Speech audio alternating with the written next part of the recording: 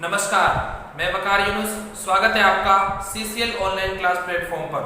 आज हम बात करने वाले हैं कि जो मैग्नेटिक फील्ड होता है उसके डायरेक्शन हम किस रूल से निकालते हैं। मतलब कि यानी कोई करंट फ्लो हो रही है, उसके थ्रू क्या बन रहा है, मैग्नेटिक फील्ड बन रहा है। मैग्नेटिक फील्ड की डायरेक्शन होती है, मैंने आपको बताया था कि यहाँ पे डायरेक्शन इंपॉर्टेंट रोल है, और लास्ट वीडियो में मैंने बताया था कि मैं इसमें बताऊंगा, लेकिन वो टाइम ज्यादा हो गया इसलिए मैंने उस वीडियो में उसको कंप्लीट नहीं किया। अब हम कंप्लीट करने वाले हैं, तो उसमें समझने की कोशिश करना कि मैं क्या कहना चाहता हूं। मैं कहना चाहता हूं कि जो मैग्नेटिक फील्ड की डायरेक्शन है उसको पता करना है, तो उसके लिए हम यहाँ पे 4 रूल स्टडी करेंगे। कितने रूल स्टडी करेंगे? 4 रूल स्टडी करेंगे। रूल नंबर फर्स्ट है हमारा स्नो रूल, सेकंड है right hand thumb rule, third है right hand palm rule for circular currents, and last one है हमारा मैक्सवेल कोर स्क्रू रूल। समझना मेरी बात ध्यान से। फर्स्ट पढ़ते हैं हम, सुनो। एस का मतलब होता है साउथ, एन का मतलब होता है नॉर्थ, और O का मतलब होता है ऑफ, और W का मतलब होता है वेस्ट। थोड़ा थोड़ा समझ आ गया होगा। हम यहाँ पे क्या करते हैं कि जैसे अपन ने एक लास्ट लेक्चर में डिस्कस किया था कि ओरस्टेड एक्सपेरिमेंट के अंदर हमने क्या किया था कि इस तरीके से कॉइल बनाई थी और उस कॉइल में डायरेक्शन दिया रखी थी, और लास्ट में हमारा ये आया था, वहां पे मैंने लिखा भी था कि ये स्नो रूल होता है, ये अपना एन बताया था। ऐसा कुछ पढ़ा था क्या, याद है आपको?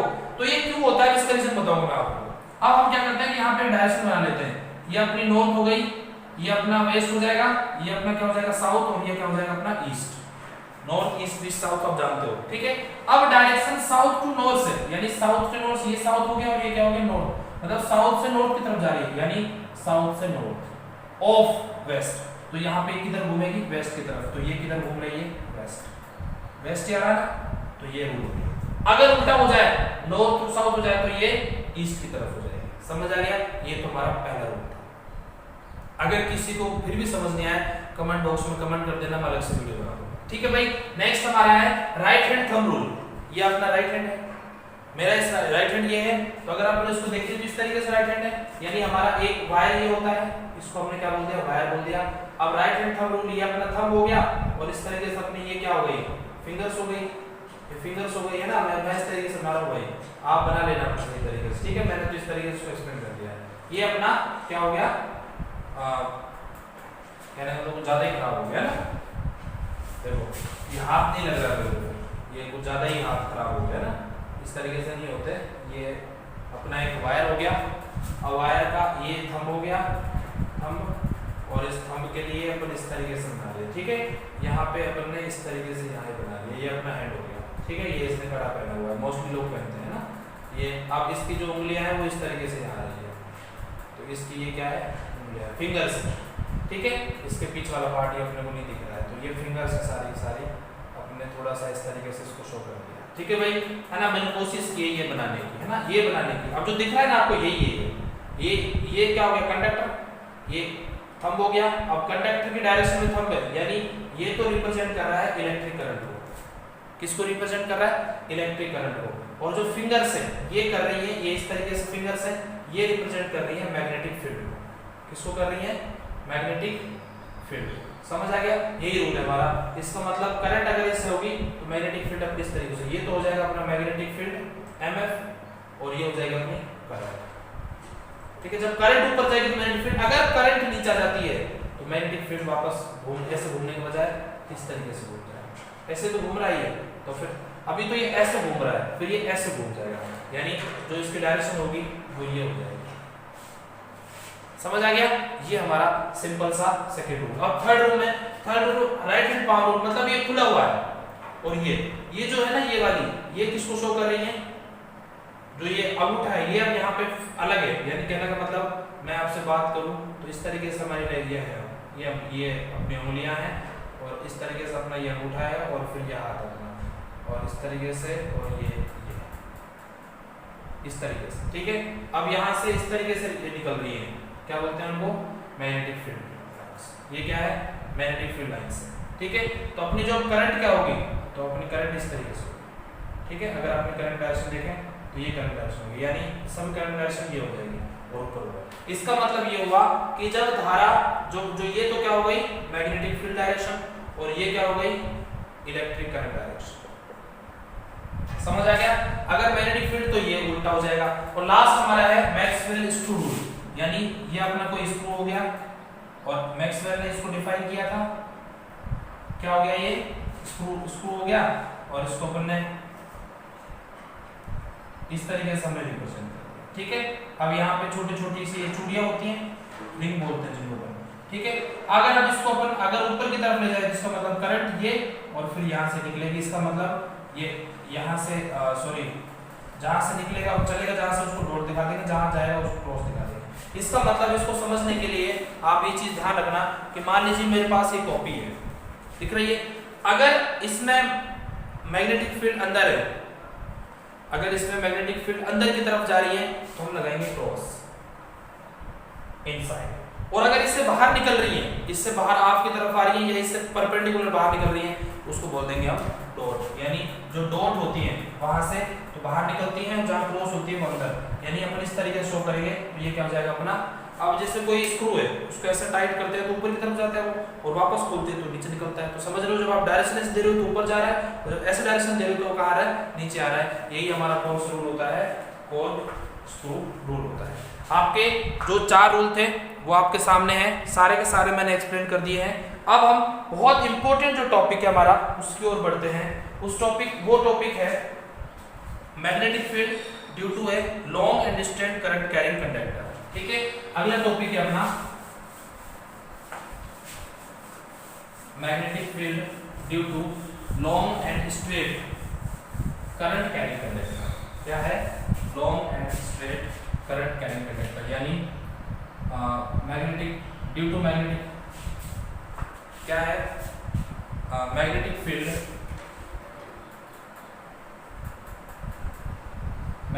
Field due to long and straight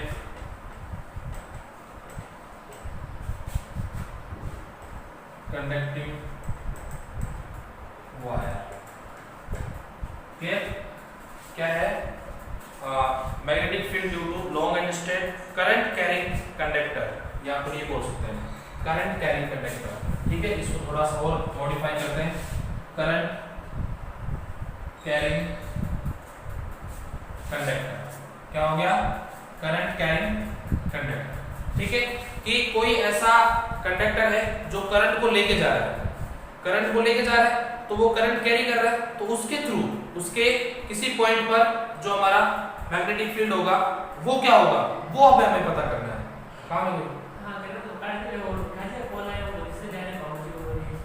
तो ले जाइए, मैं आ जाऊंगा पता कर, हाँ ठीक है, तो ले जा तुम लोग सर, आ रहे मैं आ जाऊंगा, मैं पैदल आ जाऊंगा, आने जरूरत नहीं है और कॉल कर देना, मैं सारा बदल जाए, ठीक है। तो हम बात कर रहे थे magnetic field due to long and straight current carrying conductor, ठीक है।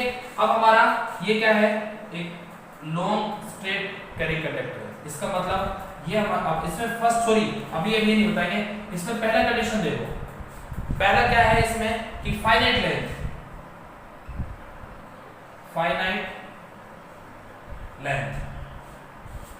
यानी हमें पहले निकालना है मैग्नेटिक फील्ड निकालना है ड्यू टू फाइनाइट लेंथ, या अपन इसको दूसरे तरीके से लिखें तो ये लिख सकते हैं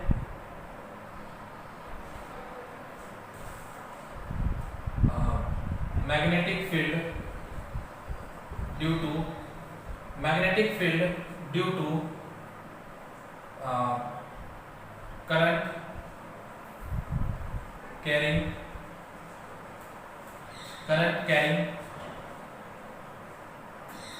कंडक्टर ऑफ फाइनाइट लेंथ।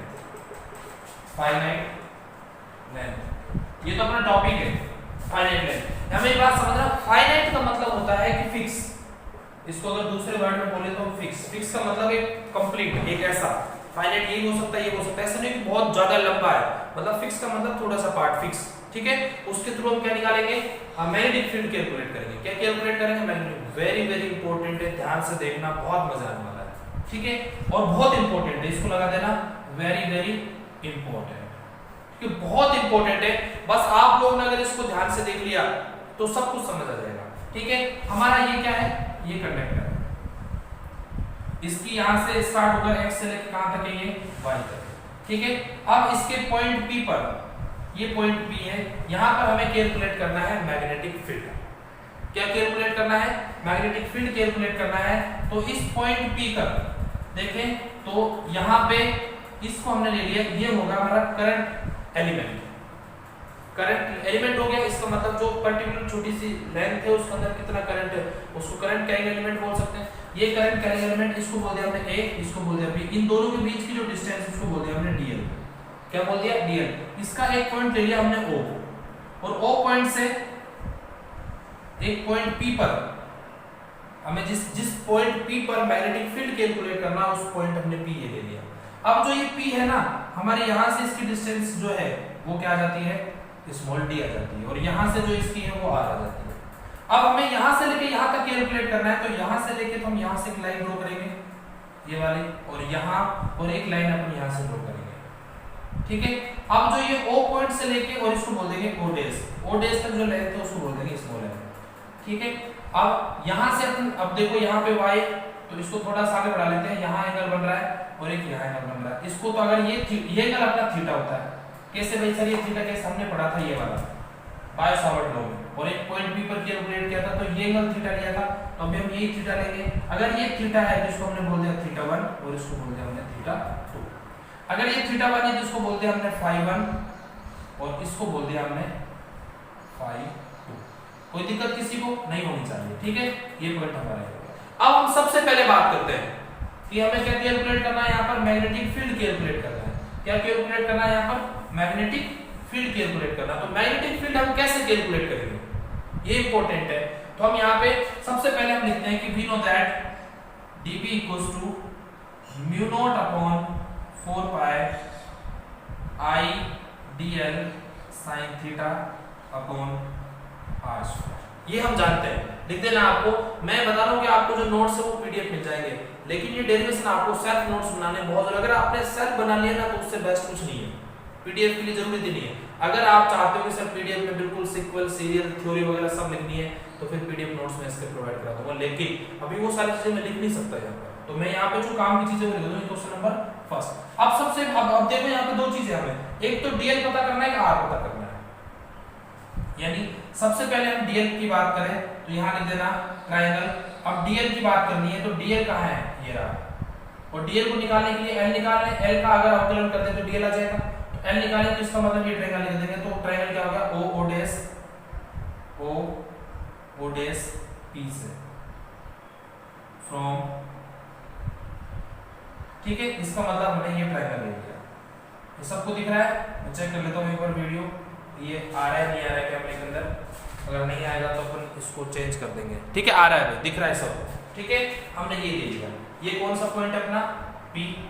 अब देखो अगर ये 180 है तो जो ये थीटा है तो ये क्या हो जाएगा? 180 माइनस थीटा, ये ट्रायंगल, ठीक है। तो ये क्या हो गया आपका? 180 माइनस थीटा, और ये क्या आ गया अपना O, ये क्या आ गया अपना O डैश, और ये क्या आ गया अपना P, ठीक है। इसको अपन ने बोल दिया R, इसको बोल दिया अपन ने D, ठीक है भाई। ये क्लियर हो गया। तो अब यहाँ से अपन देखो, मैं बिल्कुल स्टेप बाय स्टेप चल रहा हूँ। यहाँ से निकाले अपन, तो अपने पास आ गया कि अपने पास एक तो ये लेंथ क्या हो गई L, और ये हो गया D। तो अपन L और D में चाहिए, क्योंकि अपने को यहाँ पे निकालना क्या है? DL तो कैलकुलेट करना है। क्या कैलकुलेट करना है? DL। तो L और D में चाहिए, तो हमारे पास एक फॉर्मूला होता है। किसका फॉर्मूला होता है? हमारा फॉर्मूला होता है, हिंदी में बोलते हैं लाल बटा कक्का, और इंग्लिश में बोलते हैं परपेंडिकुलर BP। पाकिस्तान भूखा प्यासा और हिंदुस्तान हरा भरा, ठीक है। यानी अब हम बात करें, ये तो हमारा एंगल हो गया, तो ये तो परपेंडिकुलर हो गया। अब कह रहे सर परपेंडिकुलर कैसे निकालते हैं? जो ट्रायंगल होता है, जो एंगल बनता है ट्रायंगल के अंदर, उसके सामने वाली जो आर्म्स होती है, सामने वाली जो साइड होती है, उसी को अपन परपेंडिकुलर बोलते हैं। तो ये अपने ट्रायंगल, इसके सामने ये परपेंडिकुलर, और ये क्या हो गया? बेस। तो परपेंडिकुलर बेस देखो, परपेंडिकुलर और बेस ये रहा, P/B tan थीटा। तो क्या निकालेंगे यहाँ पे हम? tan theta. अब tan थीटा, थीटा नहीं है यहाँ पर, थीटा की जगह क्या है? 180 माइनस थीटा। ये चीज विशेष का ध्यान रखना है आपको, ठीक है। तो क्या है? P/B, P का मतलब परपेंडिकुलर, D/L। अपने को L चाहिए तो L ऊपर ले जाओ, L ऊपर ले गए तो अपन यहाँ से अगर या तो L इधर ले जाओ, P इधर आ जाएगा, तो क्या आ जाएगा? L equals to D tan 180 minus थीटा। आ गया ना भाई। अब यहाँ से इसको अपन निकाले तो L इक्वल्स टू डी और 1/10 क्या होता है कोट। ये मैंने सिखा दिया था आपको 11वीं क्लास में। अगर किसी को ये प्रॉब्लम है तो बेसिक फिजिक्स के इसी चैनल पर आप वीडियो के बगल में जाओगे तो प्लेलिस्ट मिलेगा। प्लेलिस्ट में बेसिक फिजिक्स के नाम से फोल्डर बना हुआ है, उसमें जाके पता चल जाएगा कि 10 कोट कैसे होते हैं, उसमें सारी चीजें मैंने बता रखी हैं आपको।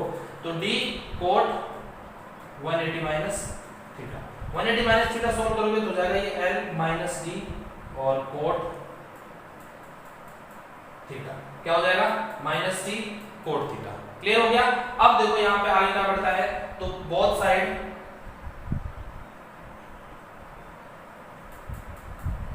टेक डिफरेंशिएशन, क्या करेंगे इसका differentiation with respect to theta. Theta के रेस्पेक्ट में करेंगे तो क्या हो जाएगा dl अपॉन डी थीटा, यानी dl आ गया और यहाँ हो जाएगा माइनस डी और d अपॉन dl और क्या आ जाएगा कोट थीटा। ठीक है, अब इसका सोल्व करोगे तो dl upon d theta equals to minus d पहले से ही है और जाएगा माइनस कोसेक स्क्वायर थीटा। ये इसका सोल्व होता है। तो यहां से आ जाएगा आपका dl equals to minus minus plus यानी d कोसेक स्क्वायर थीटा और d theta equals to number. ठीक है, ये यहां तक क्लियर हो गया। अब यहाँ पे dl आ गया, अब अपने को r चाहिए तो फ्रॉम ट्राइंगल r के लिए भी यही ट्राइंगल वापस यूज करना पड़ेगा अपने को, ये ट्राइंगल रहा आपके पास। ठीक है, अब यहाँ पर अपने को r और ये d और ये l और ये वही एंगल 180 माइनस थीटा और यहाँ ट्राइंगल आ गया o डैश और p यानी o डैश p। अब यहाँ अपने को ये चाहिए तो अपन ऐसा कुछ देखो कि अपना ये परपेंडिकुलर अपन हाइपोटेन्यूस है तो परपेंडिकुलर हाइपोटेन्यूस के ना sin थीटा, तो यहाँ से निकल जाएगा अपना sin थीटा का देख लो 180 माइनस थीटा इक्वल्स टू क्या जाएगा p perpendicular d upon r। फिर r ऊपर जाना है यानी r को इधर ले जाओ इसको इधर ले जाए तो अपन क्या हो जाएगा r d अपॉन sin। ये सिर्फ हमने ट्रांसफर किया है इसको। ठीक है, तो d sin 180 माइनस थीटा और 1 अपॉन sin क्या हो जाएगा cos हो जाएगा तो हो जाएगा cos sec theta d cosec theta. ठीक है, इक्वेशन नंबर 3। ठीक है, अब रखते हैं हम from first second and third तो क्या आ जाएगा अपना dB equals to mu nought upon 4 pi और I dl की वैल्यू रखो फटाफट d cosec square theta d theta क्या आ गया म्यू नॉट I dl आ गया और फिर आ जाएगा sin theta upon r square है तो r की वैल्यू ये है तो क्या हो जाएगा d स्क्वायर और कोसेक स्क्वायर थीटा। तो कोसेक स्क्वायर थीटा से कोसेक स्क्वायर थीटा कैंसिल हो गया तो अपने यहाँ पे क्या जाता है अपना देखो फटाफट dB equals to mu nought upon 4 pi और क्या बचता है एक d से एक d भी कैंसिल आ गया I अपॉन d और sin थीटा और d थीटा यही बचता है, बाकी सब कैंसिल हो जाता है। अब यहाँ पर जो थीटा है वो भी थीटा 1 से लेकर थीटा 2 तक है तो लिमिट अप्लाई कर दो। लिमिट कहाँ लगा देंगे थीटा 1 टू थीटा 2 तो क्या हो जाएगा dB 0 टू b भाई टोटल निकालेंगे तो म्यू नॉट अपॉन 4 पाई और I अपॉन d और क्या हो जाएगा इसका इंटीग्रेशन करना है तो इंटीग्रेशन आ गया sin थीटा d थीटा और ये आ जाएगा थीटा 1 से लेके थीटा 2 तक। आगे बढ़ो, यहाँ पे ये तो b हो जाएगा तो ये क्या आ जाएगा mu not I upon 4 pi d और ये हो जाएगा माइनस कोस थीटा और लिमिट थीटा 1 से लेके थीटा 2। इसको सोल्व करोगे तो b equals to mu not I upon 4 pi d ये हो जाएगा माइनस कोस थीटा 1 और माइनस माइनस कोस थीटा 2। ठीक है, और इसको सोल्व करोगे तो क्या आ जाएगा b equals to mu not I upon 4 pi d और यहाँ ये प्लस हो जाएगा यानी cos theta 2 minus cos theta 1। ठीक है, इक्वेशन नंबर कौन सी आ गई 1 2 3 और ये आ गई आपकी 4। अभी तक बात कंप्लीट नहीं हुई है, इक्वेशन 4 तक भी कंप्लीट नहीं हुआ है। अब जो इसका पार्ट बचता है वो मैं ऊपर कर दूंगा यहाँ पर, ठीक है। अभी तक हम कहाँ तक पहुँच गए, अपन पहुँच गए कि सर कि जो हमारी वैल्यू थी मतलब b की वो आ गई। अभी हमें φ1 और φ2 का और यूज करना है इसमें कि φ1 और φ2 का यूज कैसा होगा। तो यहाँ पे देखो φ1 और φ2 का सॉल्व करने से पहले तो φ1 निकालो पहले तो इस ट्रायंगल से। तो यहाँ लगा है triangle x o dash p। तो यहाँ देखो ये अपनी ट्रायंगल बन गया, ये अपना है φ1 और ये अपना θ1 और ये अपना 90। तो यहाँ से ये होता है 90 प्लस θ1 प्लस φ1 इक्वल्स टू 180, क्योंकि जो ट्रायंगल होता है उसके तीनों जो कोणों का मान होता है, जो तीनों एंगल्स के वैल्यूज होती है वो 180 होती है। तो यहाँ से निकाल दिया तो क्या आ जाएगा φ1 plus θ1 plus φ1 equals to 180 minus 90। तो यहाँ क्या बचेगा 90 बचेगा, मैं सीधा लिख दूं 90 और यहाँ से मुझे θ1 निकालना है। तो θ1 इक्वल्स टू क्या हो जाएगा 90 माइनस φ1, ये हो जाएगा ना। अब दूसरा देख लो, ये तो ये ट्रायंगल ये तो पहला वाला हो गया, दूसरा है अपना ये देखो y o डैश और p। तो यहां से अपना ये आ गया और ये अपना क्या है θ2 है। तो ये θ2 है तो ये क्या हो जाएगा 180 माइनस θ2 और ये अपना 90 है और ये क्या है अपना φ2 है। तो यहाँ ये φ2 है, ध्यान रखना मैं लिख देता हूँ यहाँ पे φ2। अब देखो यहाँ पर किस तरीके से इसको सॉल्व करेंगे, इसको सॉल्व करेंगे 180 minus θ2 plus 90 plus φ2 equals to 180। अब यहाँ देखो तो हो जाएगा minus θ2 plus φ2 equals to 180 minus 180 minus 180 minus 90, ठीक है। तो क्या आ जाएगा माइनस θ2, इसको भी इधर ले जाओ तो माइनस 90, ये तो कैंसिल हो गया और माइनस φ2 यानी θ2 इक्वल्स हो जाएगा 90 प्लस φ2, ठीक है। ये कौन सी थी 4, ये आ गई आपकी 5th, ये आ गई आपकी 6th। 5th और 6th आ गई ना। तो अब मैं यहाँ से चाहता हूँ कि स्टार्टिंग वाला पार्ट थोड़ा सा हटा दूं क्योंकि अपने को अब प्लेस की रिक्वायरमेंट है। तो वहां पे अब लिख देना now from 4th 5th and 6th, 4th 5th and 6th। 4th और 5th 6th से देखो फटाफट। 4th क्या थी अपनी b equals to mu not i upon 4 pi d और cos θ2 की वैल्यू ये है cos 90 प्लस φ2, ठीक है। माइनस थी प्लस थी प्लस माइनस और cos θ1 यानी 90 माइनस φ1, ठीक है। याद अब यहाँ पे सिंपल सॉल्व करना b equals to mu not i upon 4 pi d और cos 90 प्लस तो ये तो हो जाएगा अपना sin φ2 माइनस और ये आ जाएगा माइनस sin φ1 क्योंकि इसमें माइनस है ना। 90 में चेंज होगा लेकिन माइनस है तो माइनस आ जाएगा और माइनस माइनस क्या हो गया प्लस। तो आंसर आ गया अपना b equals to mu not i upon 4 pi d और sin φ1 प्लस sin φ। ये अपना लास्ट है, इसको वेरी वेरी इंपॉर्टेंट है, सारे के सारे स्टूडेंट इसको याद कर लो। यहाँ से क्लियर आपको समझ आ जाएगा कि एक्चुअल में हम क्या निकालना चाह रहे थे। अगर ये निकल गया तो समझो कि आपका पूरा सॉल्यूशन हो गया, ठीक है। अगर किसी को थोड़ा सा ऊपर नहीं दिखाए तो मैं वीडियो ये थोड़ा चेंज कर देता हूँ, आप ऊपर वाला लिख लो आराम से। किसी को कोई दिक्कत आ रही हो तो मैं लास्ट में अपना जो ये नीचे वाला ये भी चेंज कर देता हूँ। अब आराम से देख लो, मैं चेंज कर रहा हूँ यहाँ पे और ये आपका पूरा कंप्लीट लगभग पूरा आ रहा है, मेरे हिसाब से लगभग पूरा है। फिर भी डेरिवेशन थोड़ा बड़ा था इसलिए मैंने इसको इस तरीके से दिखाया, कोशिश की मैंने कि हर चीज़ आप तक पहुँचे, लेकिन फिर भी कुछ इधर उधर रह गया हो तो आप मुझे जरूर बता देना। इसमें सबसे पहले क्या होता है कि डायग्राम बनाओ, डायग्राम के बाद हमें बायो सावर्ट लॉ याद होना चाहिए। क्या होता है d b equals to mu nought 4 pi mu nought upon 4 pi mu nought I d n sine theta upon 4 pi upon r square, उसमें आर स्क्वायर आ जाएगा, ठीक है।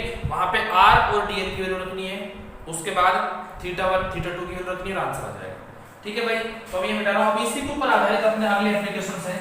अगर आप अगले एप्लीकेशंस पढ़ने तो ये आपको आना बहुत जरूरी है और अच्छे तरीके से आना जरूरी है। अगर ये अच्छे तरीके से आपको आता है तो आप समझ जाओगे कि हम आज हमने क्या पढ़ा था और हम क्या पढ़ने वाले थे, यानी आज जो हमारा काम था वो कितना सही था और उसमें क्या इंपॉर्टेंट था जो आज हमने स्टडी किया, तो वो यहीं से क्लियर होगा आपका कि आपने किस तरीके से उसको स्टडी किया। तो हमारा अब जो अगला है हम उसके लिए बात करें तो अगला टॉपिक है आपका magnetic field due to straight current carrying wire of infinite length, यानी magnetic field due to straight wire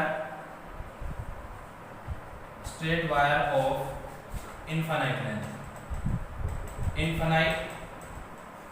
अब देखना बहुत इजी है, ये इनफाइनाइट लेंथ नहीं पता कहां तक है, ठीक है, इसके पॉइंट P पर कैलकुलेट करना, तो ये भी क्या हो जाएगा, डिस्टेंस D है, ये भी 90 हो जाएगा, यानी φ2 की वैल्यू भी 90 और φ1 की वैल्यू क्या हो जाएगी 90 होगी।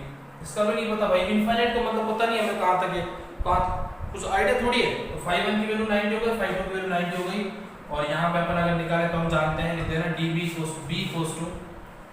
Mu nought upon 4πd I और sin φ1 प्लस sin φ2। अब ये याद रखना बहुत जरूरी है, अगर ये चीज याद है तो क्लियर हो जाएगा। तो यहाँ पे φ1 की वैल्यू क्या है 90 और φ2 की वैल्यू क्या है 90, दोनों की वैल्यू 90 रख दो, तो b = क्या हो जाएगा mu not I upon 4πd और sin 90 प्लस sin 90, और sin 90 की वैल्यू क्या होती है 1 होती है, तो b = mu naught I upon 4πd और 1 + 1, तो क्या हो जाएगा 2 mu naught I upon 4πd, ठीक है, और इसको 2 से 4 करोगे तो कितना हो जाएगा म्यू नॉट I अपॉन 2π।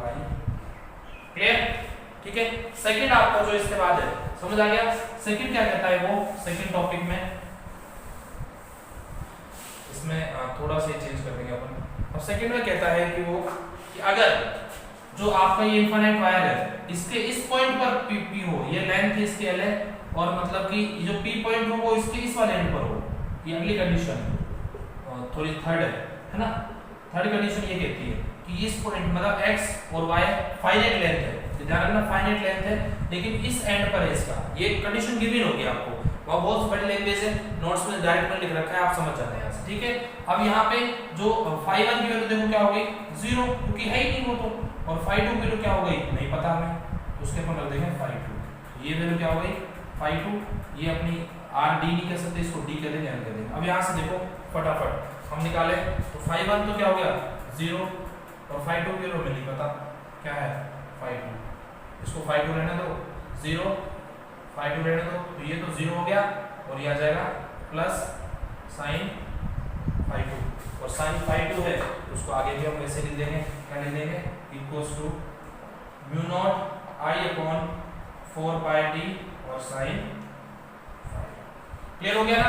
अब हमारा फोर्थ है, फोर्थ क्या कहता है कि जो ये लेंथ है ये इनफाइनाइट है, लेकिन इसके नीचे वाले हिस्से पे तो हमें पता है कि ये तो, और बाकी बाद में इनफाइनाइट है, तो यहाँ पे जो φ2 बनेगा वो क्या हो जाएगा 90, और φ1 क्या हो जाएगा यहाँ पर 0, तो हम यहाँ से निकाले हम, तो देखो यहाँ पे ये तो 0 है ही, और ये क्या हो जाएगा 90, तो यहाँ पे ये 0 और ये हो जाएगा 90, इसका मतलब यहाँ पे क्या बचेगा अपना सिर्फ ये बचेगा, ये तो 0 हो गया, ये 1 हो गया, तो ये बचेगा 1, ठीक है, इसका आंसर आ जाएगा।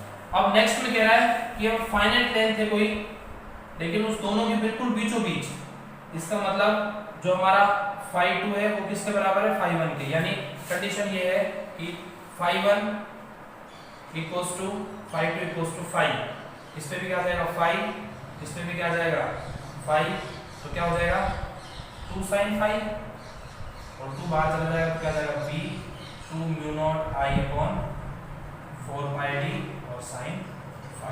तो ये जो भी जितने भी तरीके थे मैंने थे सारे आपको बताए, और यहाँ से हमने जो इनफाइनाइट का भी किया, फाइनाइट का भी किया, इनफाइनाइट के एक पॉइंट पे भी किया, फाइनाइट के एक पॉइंट पे भी किया, दोनों के इक्वल पे भी किया, सारे तरीके हमने यहाँ पे आजमाए और सबके आंसर निकाले। इसी तरीके से आप अगर ये चीज आपको फिर भी दिक्कत आती है तो आप इसको एक बार नहीं 2 बार देखो, 3 बार देखो, तो यह मजा आएगा। तो आप अपना अच्छे तरीके से अपना कंसंट्रेट बनाओ और पढ़ो। नहीं समझ आता है कमेंट बॉक्स में कमेंट कर देना, मैं आपको नई वीडियो बना के दे दूंगा, ठीक है। तो आज के लिए बस इतना ही, थैंक यू एंड